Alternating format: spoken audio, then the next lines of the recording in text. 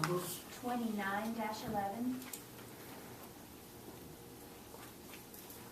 This is a resolution of the City Council for the City of Morristown, Tennessee, requesting the Honorable Steve Sutherland, Senator, and Don Miller, Representative, to seek amendment Chapter 392 of the Private Acts of 1901 is amended and is set forth herein. Mr. Mayor, you may recall, and the audience may as well, that we discussed this particular, actually the last meeting, we had two options on the table in terms of the desire to move forward with changing the process for approving a nominee for the MUS board.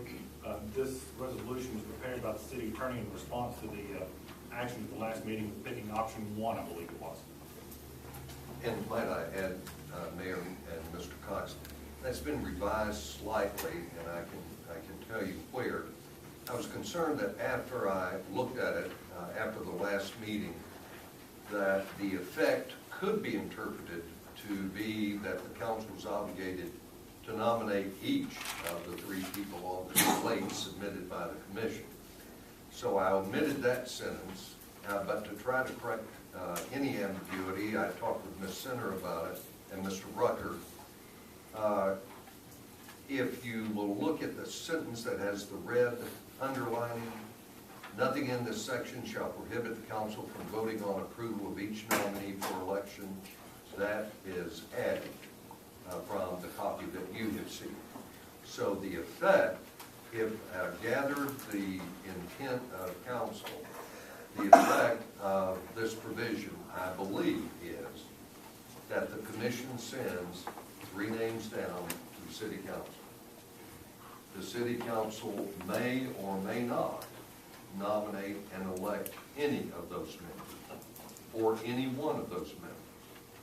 In the event that the city council fails to nominate and elect from that slate of 3, let's say the slate comes down and no one makes a nomination for any of the 3 on there, then that would be, come with the next sentence, no nominee is approved by majority vote of council, so you start again. And the commission would be obligated to send 3 more names, none of which were included in the first 3.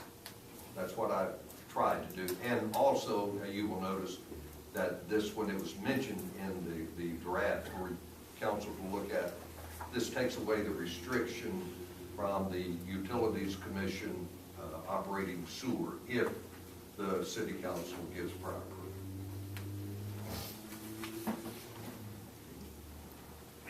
Are there any questions of I think that appears to clear it up a little bit to me, define it better. Thank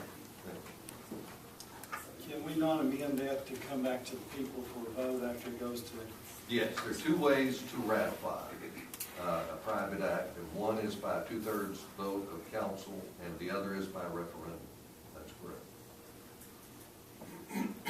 would that need to be put in this resolution if there's an amendment to this resolution for? It is submitted in the form of a 2/3 majority vote of the governing body. It would be very simple to delete that section and provide that it would be ratified by a majority vote of people voting in an election on the issue. I mean, that's the way it was done in 2001. That is I think correct. it should be done this way too. Yes.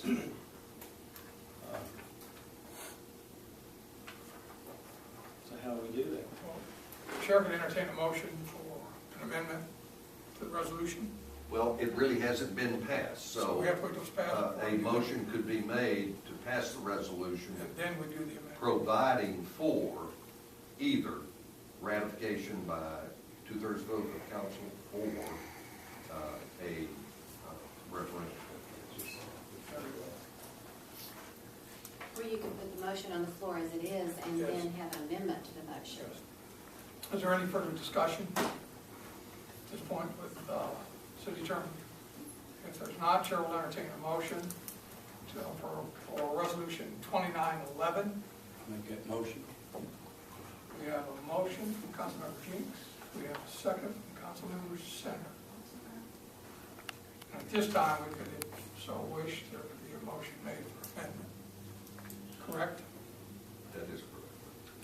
make that motion?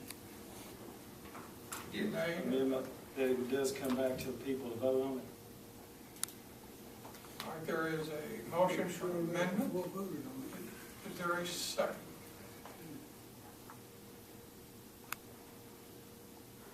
We do not have a second, therefore, the motion for amendment fails. Is there any further discussion by council on resolution 2911? If there is not, please register your vote.